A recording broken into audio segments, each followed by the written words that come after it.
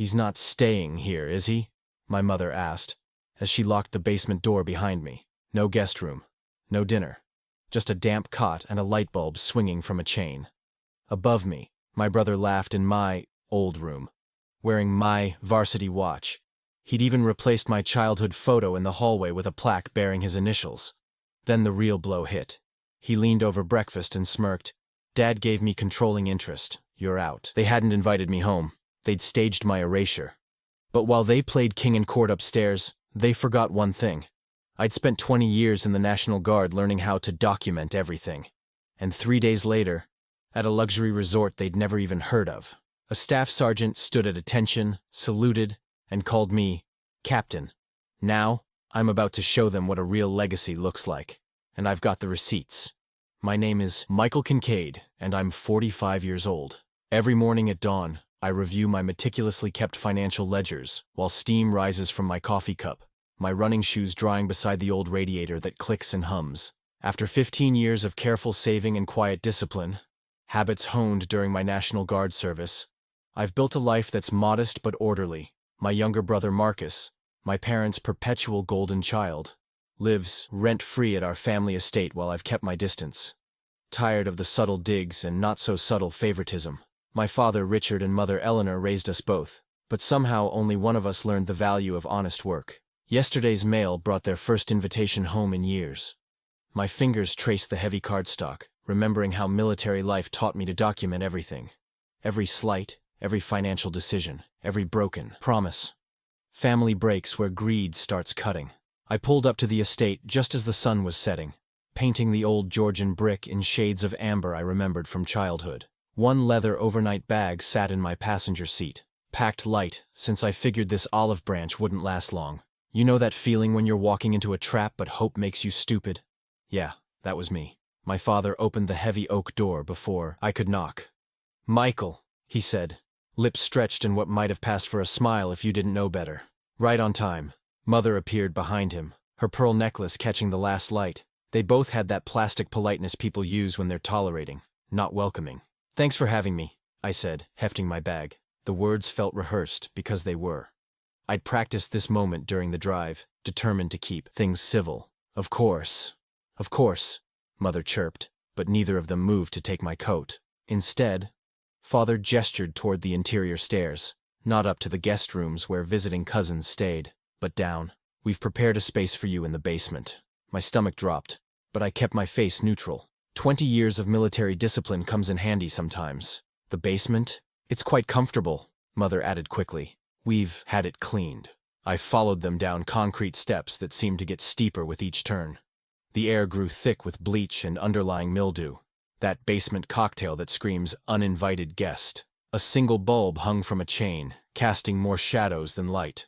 "The upstairs is for family only," Father announced, like I wasn't part of that category anymore. "We're entertaining some important people this week, you understand." From somewhere above, I heard my brother Marcus laugh, that rich, careless sound that had always come so easy to him. The sound filtered through the floorboards along with muffled conversation.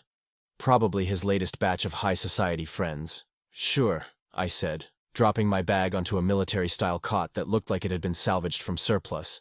"I understand perfectly." They didn't stick around for a tour. Their footsteps retreated upstairs, leaving me to inspect my accommodations. Exposed pipes that would probably drip all night, a rattling ventilation duct that needed cleaning, and, this detail hit hard, a door at the top of the stairs with an exterior lock, the kind that only works from one side. Remember those old family portraits that used to line the upstairs hallway? They'd moved one down here, nailed high on a support beam where the moisture couldn't reach it. But next to it was a lighter patch of wall, exactly the size of my graduation photo that used to complete the set. Funny how some empty spaces say more than any picture could. I sat on the cot, springs creaking under my weight, and listened to the house settling above me. The floor joists popped and groaned with familiar voices. Mother's heels clicking across the kitchen tile. Father's heavy tread in his study. Then came the sound I'd been waiting for. The deadbolt sliding home at the top of the stairs. When I was a kid, we had this game called Circle Out. Neighborhood kids would slowly edge one player away from the group until they stood alone.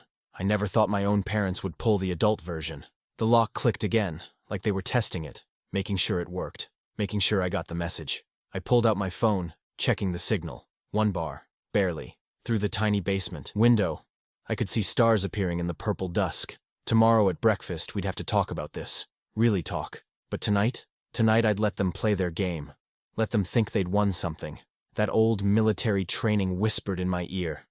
Document everything. Note every detail. Wait for your moment.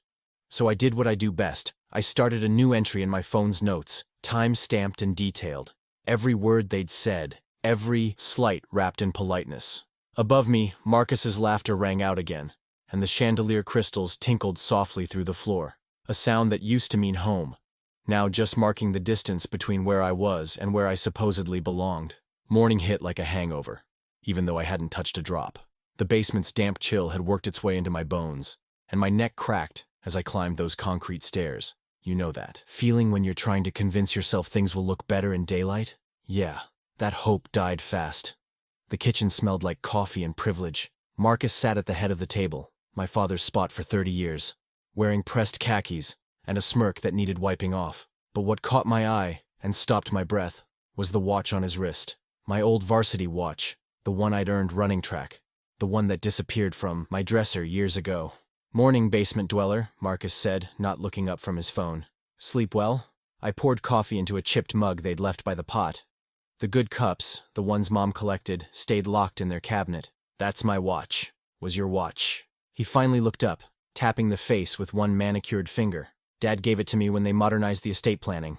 Speaking of which," he stretched, casual as a cat. "Guess who's got controlling interest now?"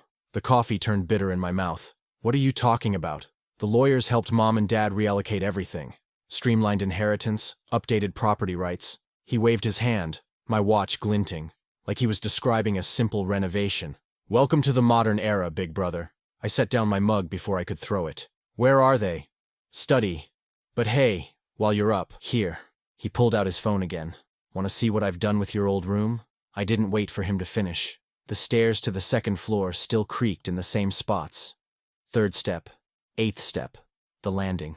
But the door at the top, the one that used to have my handprint painted on it from some grade school art project, now it wore a brass plaque. MJK. Marcus James Kincaid. The surge of rage nearly took my knees out. I glimpsed inside, my old desk replaced by some glass monstrosity, walls painted charcoal gray, framed stock certificates where my service photos used to hang, but I couldn't stand there long. Had to move before I started breaking things. I found them in the study, Mother arranging flowers while Father read his tablet. They didn't even look surprised. "The inheritance?" My voice came out steadier than I felt. "You rewrote everything without telling me?"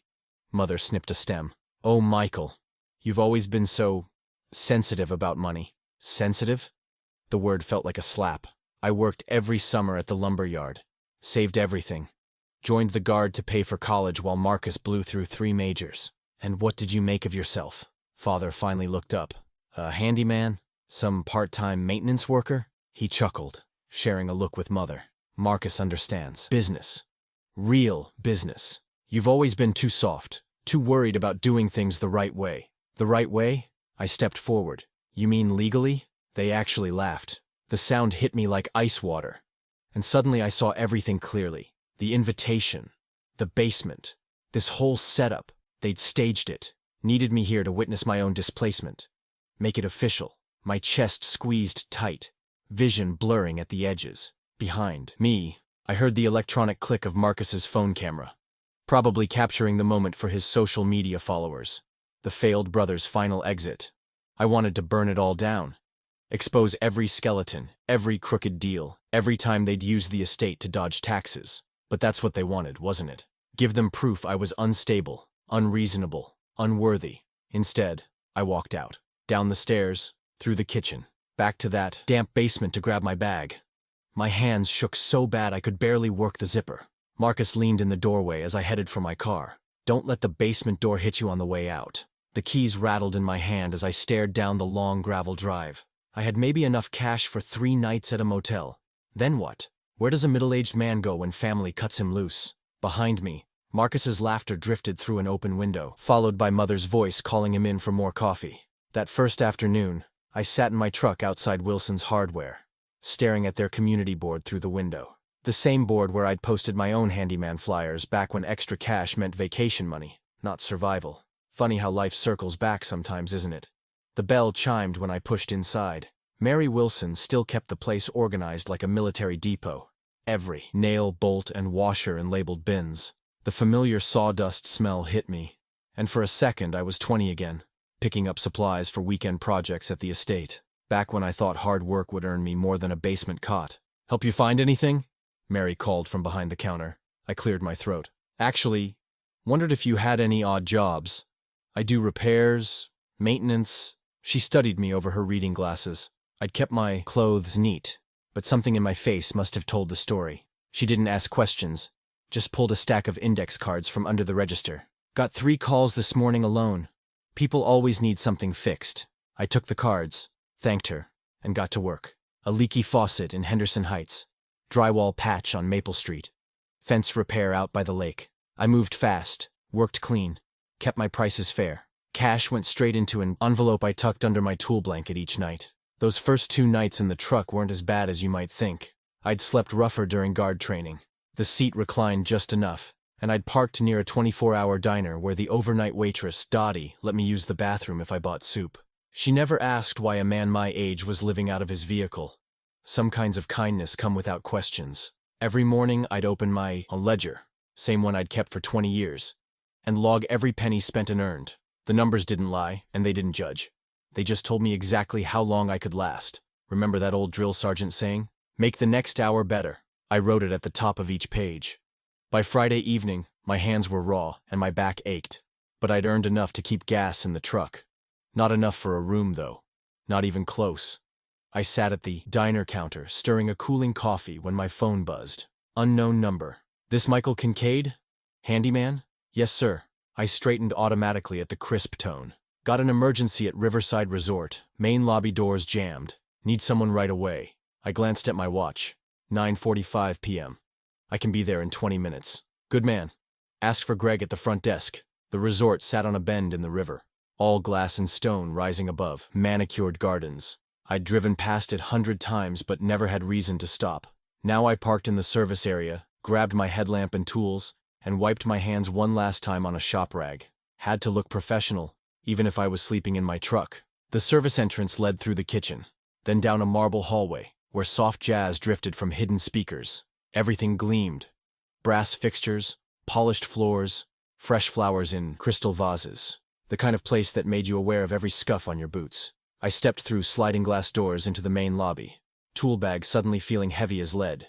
A chandelier threw rainbow patterns across the floor, and somewhere a piano player was working through old standards. The air smelled like money. That mix of leather, perfume, and absolute confidence that comes with never having to check your account balance. My headlamp felt ridiculous now, but I'd need it to check the door mechanism. I reached up to adjust the strap, and that's when I heard it. "Sir? Mr. Kincaid?" I turned toward the front desk, rolling my tool chest behind me. The concierge watched me like he was timing how long it'd take security to reach the lobby. Can't blame him. I wasn't exactly dressed for the marble and crystal crowd. "Over here, sir." A tall man in a crisp resort blazer strode toward me from the manager's office. He stopped short, back going ramrod straight, and snapped a perfect salute. "Captain Kincaid? Is that really you?" My hand twitched, muscle memory from 1,000 returns. "At ease," I said automatically, then caught myself. "I'm sorry, do we—" "Staff Sergeant Greg Martinez, sir. 3rd Battalion, sir. You ran our maintenance depot outside Baghdad." Just like that. I was back there, dust-filled. Mornings, clipboard in hand, checking every vehicle that rolled through our gates. The smell of diesel and gun oil. The way we'd log every bolt and bearing because equipment failures got people killed. "Martinez," I said slowly. "You kept our inventory logs. Best paperwork I'd seen in 20 years of service." He grinned. "Learn from the best, sir. What brings you to Riverside?" I gestured at my tools. "Got a call about a door repair?" "That was me, actually. Didn't realize it was you when Mary passed along your number." He glanced at my worn boots, the tool chest. Something shifted in his expression. Not pity, more like recognition.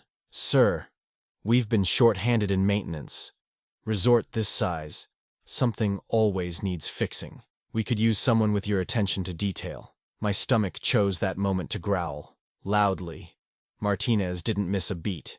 Kitchen's still open for a bri. Staff, let me show you where we eat while we discuss schedules. 10 minutes later, I sat in the employee dining room with a hot plate of real food. Chicken, vegetables, rice, not soup. My hands remembered how to hold a proper fork. Each bite brought my spine a little straighter. Day rate's competitive, Martinez said, sliding a paper across the table. Plus meals during shifts. We've got a locker room by engineering where you can store tools, change clothes, even a shower. I studied the numbers. More than fair. Better than chasing random repairs across town. There's a business center too, he added carefully. Staff can use it after hours. Computers, printers, whatever you need. Opens at 5 a.m. if someone wants to handle paperwork before their shift. The way he said it, like offering a lifeline without making me grab for it. I remembered how he'd handled struggling soldiers back in the day. Direct help wrapped in dignity. Thank you, Greg. My voice came out steadier than it had in days. I appreciate the opportunity. One more thing, sir. He checked his watch. Stop by my office tomorrow morning? There's something you should see. I nodded, wondering what old file or photo he'd dug up. We walked back to the lobby where the concierge now watched me with careful neutrality. I locked my tools in their new home near engineering, then checked the lobby clock. 11:47 p.m. The marble floors gleamed under the chandelier. Somewhere the piano player had switched to As Time Goes By. I stood straighter, feeling the weight of respect settle back onto my shoulders like an old familiar uniform. The next morning, I was up at dawn, already feeling different. You know that shift when you stop treading water and finally spot the shore? Like that. Martinez had me start with the ballroom lighting. Fancy place like Riverside. Even their maintenance jobs came with white gloves. I balanced on a ladder, checking crystal sconces that probably cost more than my old truck. Every now and then, guests would drift through on tours, and I'd pause my work until their voices faded. Funny how being invisible can feel like armor sometimes. Looking good up there, sir, Martinez said, appearing below with fresh coffee around 10. Business center opens at 1 if you're interested. Quiet spot, good Wi-Fi. I nodded, understanding his real message. Every military man knows the value of good intel before making moves. Remember those old ledgers I kept? Back when things started souring at the estate, I'd copied everything. Bank statements, property transfers, even Dad's rambling emails about modernizing the family holdings. Call it paranoia, or just good habits from my service days, but I never deleted a single file. By 2 o'clock, I had a corner desk in the business center. Laptop open to my cloud drive. The space smelled like fresh coffee and printer toner. Outside the window, palm trees swayed in the afternoon breeze while I dug through years of digital paperwork. Here we go, I muttered, pulling up the county records website. You'd be amazed what's public if you know where to look. Property transfers, trust amendments, probate filings. It's all there in black and white. I started building a timeline, same way we tracked supply movements back in Baghdad. That's when I found it. A probate notice filed just last week. The execution date jumped off the screen.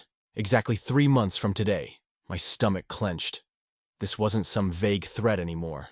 This was a countdown. I grabbed a yellow sticky note from the desk organizer and wrote the date in bold numbers. My hands were steady as I pressed it inside my ledger, right next to my latest expenses. Time to stop reacting and start planning.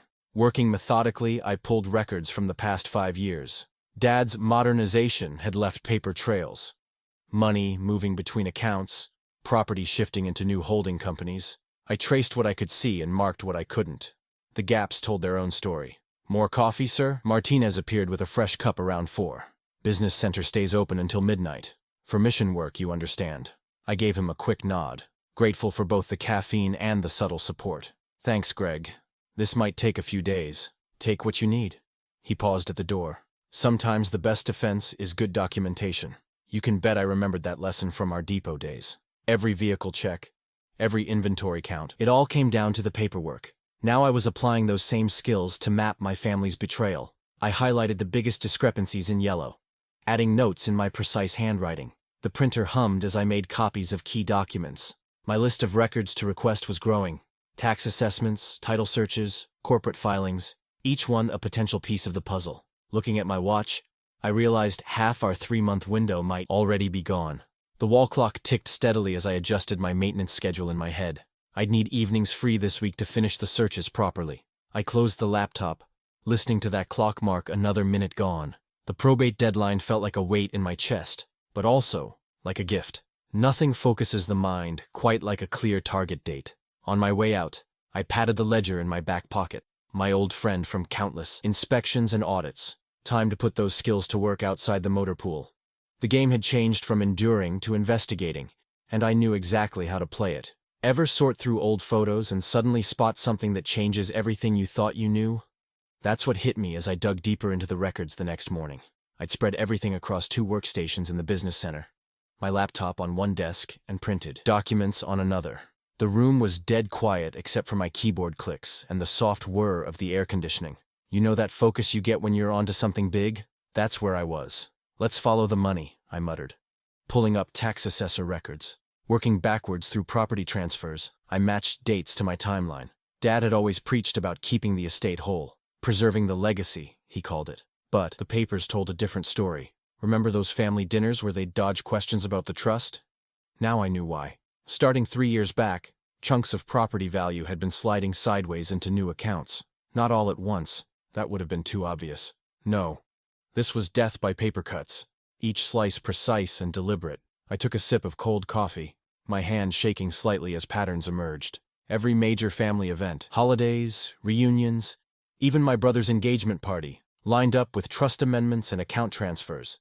They'd use celebrations as cover for moving money. Pretty clever, actually. Who questions paperwork when there's champagne flowing? Then I found it. The smoking gun. A series of notarized memos authorizing administrative adjustments to the trust. Dad's signature was on every page, directing funds away from the main estate accounts and into what looked like personal holdings. My military training kicked in as I documented everything. Dates, amounts, account numbers, all logged in my precise handwriting. You ever have that moment when the floor seems to drop out from under you? This wasn't just playing favorites anymore. This was fraud. Calculated, documented fraud. The kind that makes lawyers sit up straight and judges lean forward. I grabbed a fresh binder from the supply cabinet and started assembling the evidence methodically. Table of contents first, then numbered tabs for each category. Property transfers, trust amendments, bank statements. Every page got a sticky note explaining what it proved in plain English. No legalese, just clear facts anyone could follow. Need more paper for the printer, sir? Martinez asked, appearing with fresh toner. And another binder if you've got one, I replied, not looking up, plus some sheet protectors. He returned quickly, setting the supplies on a side table. Looks like serious business. Getting there.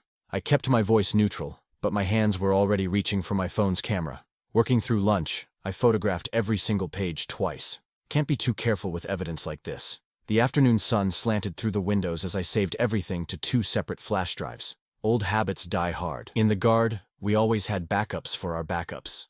Exhibit A and Exhibit A Backup, I labeled them, feeling like I was handling live ammunition.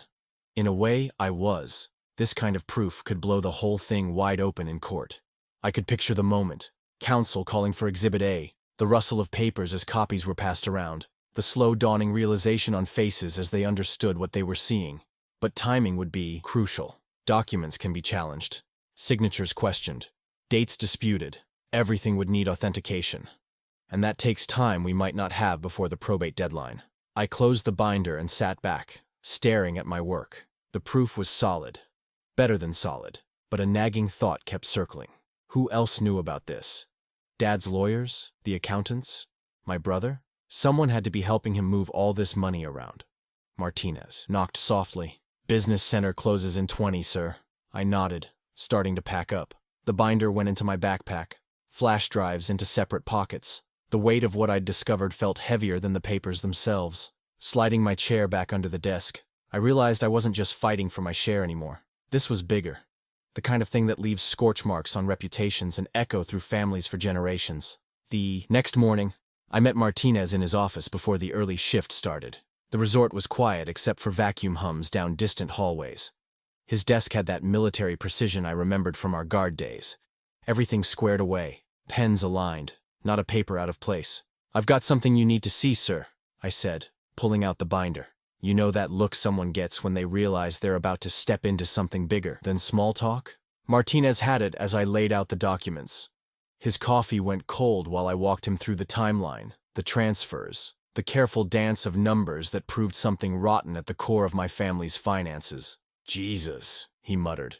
studying a particularly damning memo. And this has been going on how long? 3 years that I can prove. Maybe longer.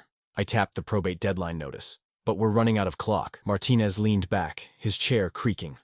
The morning sun was starting to paint squares on his office carpet. What do you need from me? Your testimony, if it comes to that. About my character, my service record. They'll try to paint me as incompetent, unreliable. Having a former subordinate speak to my leadership could matter. He didn't hesitate. Done. I've got performance reviews from our unit archived somewhere, plus photos from that time. We kept the supply chain running during the flood crisis. Remember that? I did. 3 days of non-stop coordination, keeping emergency supplies moving while half the roads were underwater. The kind of thing that shows what someone's made of. I'll need some schedule flexibility too, I added. There are filings to prepare, maybe court appearances. Take what you need. Your position here is secure. He started writing on his notepad. I'll document everything we discuss. Old habits, right? That evening, I was reviewing trust documents in my room when my phone buzzed. Blocked number. I almost let it go to voicemail, but something told me to answer. Enjoying the hotel maid gig? My brother's voice dripped with fake concern. Quite a step down from the family business, isn't it? My jaw tightened, but I kept my voice level. What do you want? To help you, actually. There's a simple way to make this all easier. He paused for effect. Check your email. You'll find a waiver of claims. Sign it by Friday noon, and we all move on with our lives. Refuse and, well, things could get messy. Meaning what? Oh, you know, social media can be so unpredictable. Photos get altered. Rumors spread. Your new employer might start wondering about your stability, your judgment, your past. I reached for my ledger, noting the time and date. That sounds like blackmail. That sounds like family looking out for family. He chuckled. Friday. Noon. Don't make this harder than it needs to be. After he hung up, I wrote down every word I could remember. Then I checked my email. The waiver was there. Formal language hiding brass knuckles between the lines. I printed it, pinned it next to my probate deadline note. Money was one thing, but reputation? That was different. Armor. Harder to repair once dented. I picked up my phone again. Martinez? Got a minute? I explained the call, the threats, the deadline. If things get noisy, if stories start circulating, let them. He cut in. Your record speaks for itself. We've got documentation, remember? Plus a whole staff here who've seen your work ethic firsthand. Smoke doesn't work when people know the real fire. I thanked him and hung up. The waiver sat on my desk, signature line blank and accusing under the fluorescent lights. Their game was escalating, from shoving me into a basement to trying to erase me completely. The hum of the overhead lights seemed to pulse with the choice ahead. Sign and surrender, or stand and fight on two fronts now. I picked up my pen, but not for the waiver. Instead, I opened my ledger to a fresh page and started a new list. Evidence of attempted coercion. Thursday. Morning hit like a hangover, even though I hadn't touched a drop. I dragged myself through maintenance rounds on autopilot, checking pool temperatures, testing emergency lights, logging filter readings. My brain felt full of TV static, every thought fuzzy around the edges. You know that moment when exhaustion makes even bad ideas sound reasonable? That's where I was. The waiver sat in my room like a loaded gun, and with each passing hour, signing, it started to feel less like surrender and more like survival. I'd just gotten steady work. A real bed. Hot meals that didn't come from a drive-through window. One signature and I could keep all that. Keep my reputation clean, my employment history unsmeared. Hell, maybe even sleep through the night again. Running the scenarios was like watching dominoes fall in slow motion. If my brother followed through with his threats, how many hiring managers would bother checking the truth before moving on to the next applicant? How many doors would quietly close? The resort's competitors would hear whispers, and hospitality's a smaller world than people think. My father's voice crept in, smooth as aged whiskey. Patience is how the smart ones win, son. He'd taught me that timing beats temper, right before teaching me that delayed justice is just elegant theft. Around 10 that morning, I sat at my desk and laid a pen across that waiver. The fluorescent light hummed overhead, making the signature line pulse like a migraine. My hand actually twitched toward the pen. Muscle memory from years of following orders, maybe. A knock startled me. Martinez stood in the doorway, coffee in hand, taking in the scene with those steady sergeant's eyes. Remember what you told Jenkins that time his nerve broke during night maneuvers? He didn't wait for an answer. You said discipline is a decision, not a mood. That some days you wake up ready, some days you don't. But the mission doesn't care how you feel. The memory hit like cold water. Jenkins, shaking in his boots, until we walked him through his training step by step. By dawn, he was leading the exercise. I grabbed the waiver and tore it clean in half. There he is, Martinez nodded. That's the CO I remember. For the next hour, I spread the evidence binder across my desk like a battle map. First, the probate contest. Dry legal language laying out the asset diversions, the breach of fiduciary duty, the pattern of self-dealing that turned family trust into personal piggy bank. Then, the defamation complaint. Loaded but not fired. Ready if my brother pulled his social media trigger. I'd learned in the Guard. Sometimes the best defense is showing your teeth before the first bite. By 11, I had it all organized. Timeline clean as a drill manual. Exhibits indexed and tabbed. Summary page that turned financial shell games into plain English even a busy judge could grasp. My phone buzzed one last time. Clock's ticking. Signed by 12 lag. I slid the binder into my backpack, checked my watch, and thought about timestamps. Court opened at 8 tomorrow. Plenty of time to file before their noon deadline turned from threat to empty air. The pre-dawn parking lot was empty except for Martinez's truck. He rolled down his window as I walked past. All squared away? I patted my backpack. Squared away. Give 'em hell. He paused. Sir. The eastern sky was just starting to think about morning as I pointed my truck toward the courthouse. My brother's ultimatum timer blinked on my phone, counting down to noon like a bomb in a bad movie. But bombs only work when you're afraid to cut the wire. I hit the courthouse steps at 7:45 Friday morning, joining the cluster of lawyers and clerks waiting for the doors to unlock. My backpack felt heavy with the evidence binder, but my steps were light. Funny how having a plan can do that to you. The clerk's office smelled like coffee and printer toner. You know that government building smell that never quite changes? I'd gotten familiar with it during my Guard years, processing equipment requisitions. Same fluorescent lights, same worn carpet paths, same sense of procedure grinding forward one form at a time. Probate filing? The clerk didn't look up from her screen. Case number? I handed over the paperwork, watching as she logged each document. My heart didn't really settle until I saw her official timestamp hit that first page, 8:17 a.m. Sometimes victory looks like a simple ink stamp. Hearing dates? She clicked through her calendar. Judge Harrison has Thursday at 9:00. Perfect timing. The execution deadline was Friday at close of business. I'll take it. Ever make a move so clean it feels like the universe is backing your play? That's how it felt watching her schedule it in. I had her timestamp 3 courtesy copies for opposing counsel. My father's lawyers wouldn't be able to claim they didn't know what was coming. I pulled out a sealed envelope, marked, defamation, to be filed upon publication, and logged it in my records. Insurance against my brother's threatened smear campaign. The clerk raised an eyebrow, but date-stamped the envelope's exterior. Sometimes just showing you're ready is enough to prevent a fight. I stepped into the hallway and texted Martinez. Filed. Clock's running. His reply came back fast. Copy that. Standing by.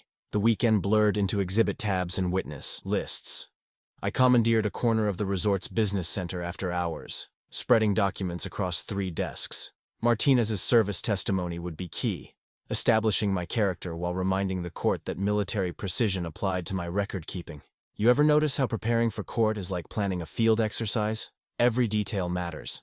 Every contingency needs coverage. I tabbed key documents with color-coded strips, drafted plain English explanations for complex transfers, and built a timeline you could read at a glance. Sunday night found me at the resort's copier, running clean sets for the court and counsel. The rhythmic flash of the scanner was almost hypnotic. Martinez stopped by with coffee around midnight. Looking sharp, he said, checking my organized stacks. Feeling sharp, I collated another set. Ready to move on this? Monday morning, I was back at the courthouse to check filing confirmations. And there he was, my brother, lounging against the wall near the clerk's window with a manila folder marked exclusive in bold marker. Real subtle. I logged it in my notebook. 10:47 a.m. Subject displayed labeled folder in courthouse hallway. Apparent attempt at intimidation. Every detail matters when you're building a record. He tried catching my eye, smirking like we were sharing some private joke. I kept my focus on the clerk's computer screen, confirming my Thursday hearing and Wednesday's 5 p.m. deadline for closing briefs. The fluorescent lights hummed overhead as I gathered my papers. My brother's voice drifted over, pitched to carry. Tick-tock. But threats only work when you're afraid of the countdown. I'd spent my whole military career working to deadlines that mattered more than his social media schemes. This was just another mission with clear objectives and timeline. I pushed through the courthouse doors into morning sun, checking my watch out of habit. 3 days until the hearing. Plenty of time to polish my presentation and keep the exhibits pristine. Martinez had already blocked Thursday morning for testimony.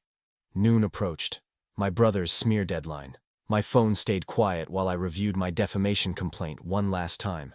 Years of military service had taught me the best defense is being ready for anything. Ever notice how a courtroom feels like a pressure cooker wearing fancy wood paneling? Thursday morning, I stood at the podium with my exhibits lined up like soldiers, each tab a different color telling its own part of the story. The morning sun slanted through tall windows, catching dust motes that danced above the judge's bench. "Your Honor," I began, "this is a straightforward matter of unauthorized asset diversion." Years of delivering field briefings helped keep my voice steady. I walked through the timeline, pointing to specific transfers that painted the pattern clear as day. Judge Harrison nodded along, asking sharp questions that told me she was following the money trail. But when I reached for Exhibit C, the trust amendments, my father's attorney shot up like a spring-loaded toy. "Objection, Your Honor. These documents lack proper authentication. We need context for these alleged transfers." He was a sleeve-tugging type, the kind who thinks volume equals authority. "My clients require time to address these creative interpretations." The judge peered over her reading glasses. "Mr. Kincaid, can you provide additional documentation linking these exhibits to county records?" "Yes, Your Honor. I'd expected this play. They wanted to drown the facts in delay. I can have cross-references prepared by after lunch." She checked her watch. "Court will recess until 2 p.m. Counsel, I expect supplemental materials then." I packed my binder and headed straight for the resort's business center. The familiar hum of printers and coffee machines felt like mission control. But as I pulled up the county database, my phone buzzed with notifications. Anonymous accounts were popping up like mushrooms after rain, all pushing the same story. Former employee unstable. History of erratic behavior. Sources say unfit for duty. Classic character assassination, timed for maximum damage. Martinez knocked on the doorframe. "Mike, got a minute?" I followed him to his office, where the HR director sat with a tablet showing the social media posts. My stomach tightened. This could torpedo everything. But Martinez didn't hesitate. "We know garbage when we smell it." He turned to HR. "Staff Sergeant Kincaid ran the tightest maintenance unit I've ever served under. Schedule stays as is." The HR director nodded and left. Martinez gave me a tight smile. "Focus on court. We've got your 6 here." Back in the business center, I created a master index linking every exhibit to official records. Each transfer, each amendment, each trust document tied directly to county filings. My military habit of triple-checking details was paying off. Every piece had its paper trail. Remember that feeling when you're racing a deadline but can't afford to rush? I printed clean copies, labeled them clearly, and made it back to court with 10 minutes to spare. The afternoon sun had shifted, throwing long shadows across the gallery. Judge Harrison took her time reviewing the new materials. My father's attorney tried arguing for another delay, but she shut him down with a look that could freeze coffee. "Final arguments will be heard tomorrow at 9 a.m., she announced. "This coincides with the probate execution deadline, which I find appropriate." Her tone suggested she'd seen through the delay tactics. Walking out into the late afternoon light, I felt time pressing against my shoulders like a physical weight. The resort was quiet when I returned. Most guests already at dinner. I spread my materials across a business center desk and started organizing my closing brief. The screen of my phone lit up around midnight. A text from my brother. "Hope you're ready for tomorrow's headlines. Midnight's going to be interesting." I logged the thread in my notebook, same as all the others. The quiet hum of the business center's air conditioning reminded me of long nights preparing mission briefs. Different stakes now, but the same steady focus needed. Martinez stopped by with coffee, like he had so many nights these past weeks. "How we looking?" "On schedule," I said, straightening another stack of exhibits. "Brief will be ready for 5 p.m. filing." The night stretched ahead, full of final checks and careful citations. My brother's midnight threat hung in the air like smoke, but I'd learned long ago. You can't stop the clock. You can only be ready when it strikes. Military training teaches you that precision beats panic every time. So when I settled in Tuesday morning to draft the closing brief, I approached it like planning a field operation. Methodical, measured, and mapped to the last detail. You ever notice how time moves differently when you're building something important? The resort's business center became my command post. I'd arranged 3 monitors in a horseshoe, one for exhibits, one for drafting, and one for cross-checking citations. The familiar click of keyboard keys kept rhythm like a metronome. Mind if I grab this chair? Martinez appeared with 2 cups of coffee around noon. The smell of fresh brew cut through the air conditioning's chill. Thanks. I took a sip, remembering similar moments during late-night mission planning. Just finishing the fraud timeline chart. He glanced at my screen. Clean layout. Makes the pattern jump right out. That was the goal. I'd distilled hundreds of pages into 3 charts that even a tired judge could follow. Chart 1 showed the legitimate estate structure. Chart 2 mapped my father's unauthorized transfers.